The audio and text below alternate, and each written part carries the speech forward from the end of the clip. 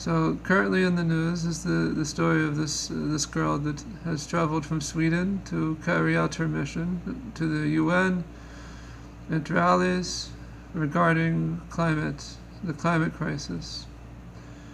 According to science, according to the science, the consensus of the warming of the globe.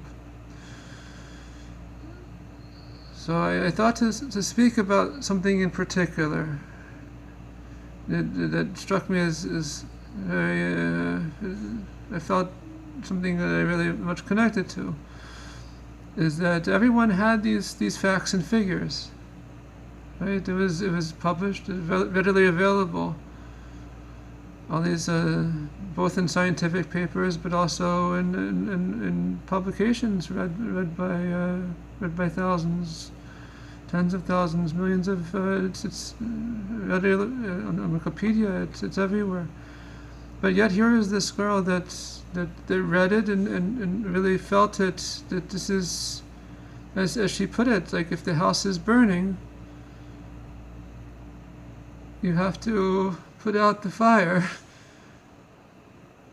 You have to put out the fire if the house is burning.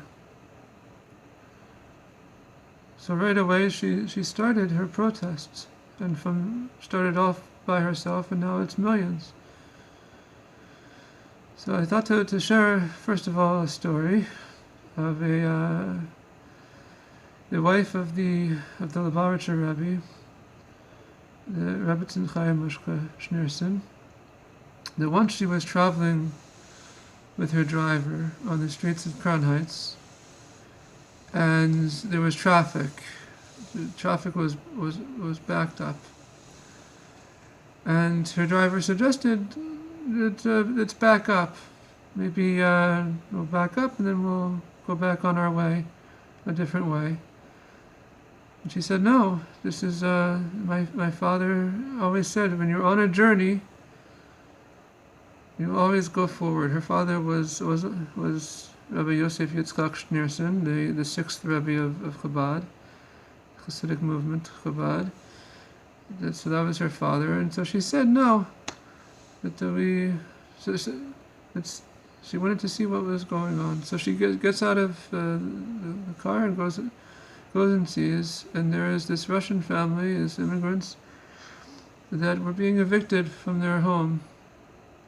And there was the movers taking their things away. So immediately she asked the movers how much is owed. On the spot she writes a check for the amount that's owed, and she instructed them to put the things back into the apartment. Put her belongings back. So the way that my Rabbi Yitzchak Ginsburg explained this story is what's called in Kabbalah Binyan Partsuf Rachel. So Rachel is Rachel. So Rachel is the one of the wives of Jacob, and Binyan Partsuf means in Kabbalah this relates to rebuilding reality, building the world.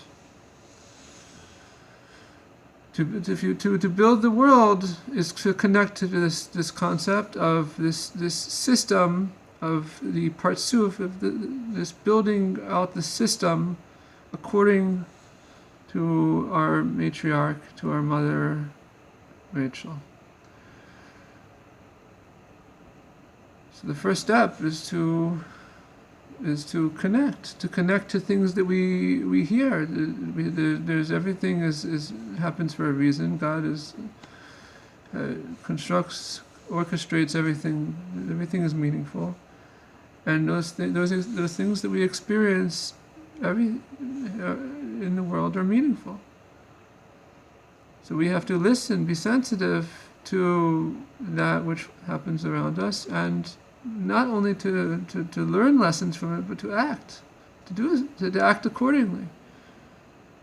So for Rebbetzin Chaim Moshe, this holy woman, she right away she knew what to do. to take out the checkbook. So it's very appropriate because this whole discussion is about making the world better, building reality, but the way that it's called is providing a future for future generations, for the younger generation, and for the subsequent generations. So sometimes it's the first step is connecting. To be open, receptive, to read the facts. Before she delivers a speech, she sends it to scientists to go over it and to make sure it's 100%. So this is but she's the one that she connected right away. This is if a person. This is another lesson. If you feel that you are connect to a cause, so this relates to your soul roots. This relates to your mission in this world. Your purpose in this world is to, if you find something that you deeply connect to. This is also a lesson. So we all have our portion of the world to build.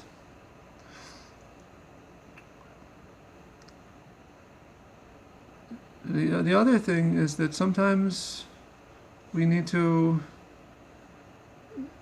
break some things. So Abraham, his father had a store of idols. So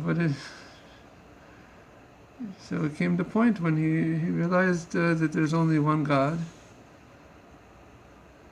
and he broke the idols. He was not popular, I'm sure, at his town in that time, and with his father, of course.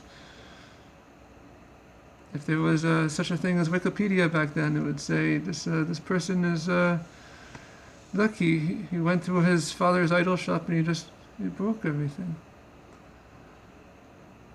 So sometimes a revolution means to break the idols, those things that those false beliefs that people have,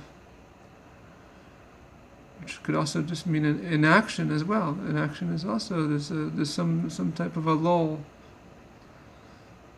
So to wake people up is also to break out of a slumber, to wake up from the slumber.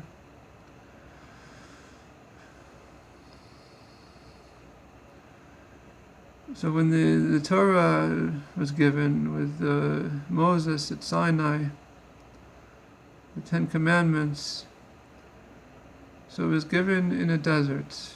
The Hebrew word for desert is midbar, which is interesting because midbar also means to speak. So you have this silence of the desert, and then you have this thing called speech. So it's very interesting when this girl was mentioning her journey from Sweden to the United States to New York. She went on this solar-powered boat, and it was very quiet. She had this just a very no motor, just very quiet. And then she landed in New York. Noise, and all these other things, flashing lights and so forth. So it's an interesting dichotomy, right? You have from silence to speech. You have this desert experience of like silence. Nothing is going on, and then she, all of a sudden she's speaking in front of rallies in the UN. And so sometimes we become a leader because all we hear is silence around us. And we look to our left, turn to our right, and we feel very strongly that, again, the house is burning. Something needs to be done. We have to put out the fire. But no one else seems to sense the same degree of urgency. So we stand up and we rise to the challenge. So it's a sign of leadership, but it's also like a selflessness. It's not like I would have preferred that it would be someone else, but there's no one else for this. So when Moses also had this, he tried to say to God, maybe my brother Aaron, he's a better public speaker than I am. He knows better how to speak. But no, God said no. You are the one I want. You are the one to lead the people and to lead the Jewish people out of Egypt and to receive the Torah.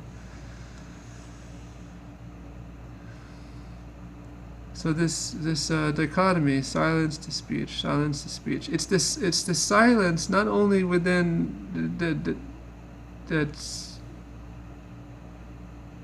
before we weren't speaking and now we are, and we're advocating for something, we're an activist, leading some sort of revolution for the good, for good change. But it's also the silence of that I feel so strongly, and there's a sense of urgency, and if I don't do it, no one. I feel like it's not going to be done. Now God sends many messengers. If not me, then God will find a way to take care of it in some other way. But from my experience, which is trying to fulfill my purpose, to actualize my potential, to carry out my mission for being here in this world, today is Hayom La'asosam, it said. Today is if you hear something, you do it. You take action. Don't wait for someone else. Don't wait for. Just take action.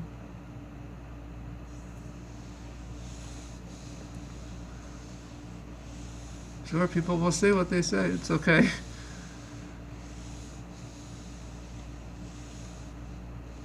But the main thing is to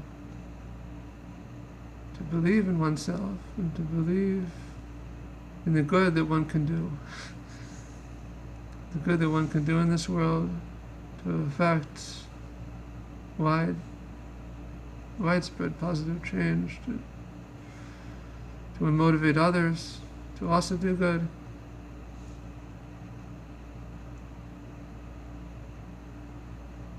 So ultimately, when God created the world, He wanted that it should be that the goodness should be revealed in the world. And how do we reveal goodness? By doing good and inspiring others to do good.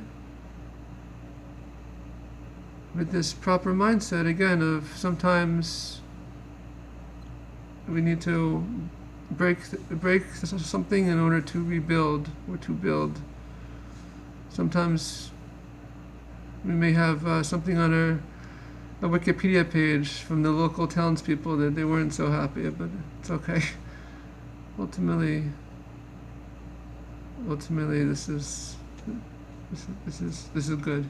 It will be good, and it is good. So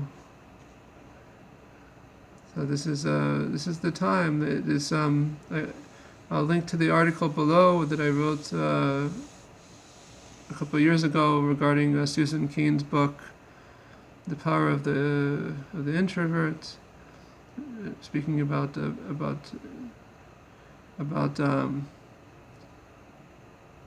that when we speak and when we break out from this inner silence, then we can affect great change. And this is indicative of the great leaders of the Jewish people as well. This is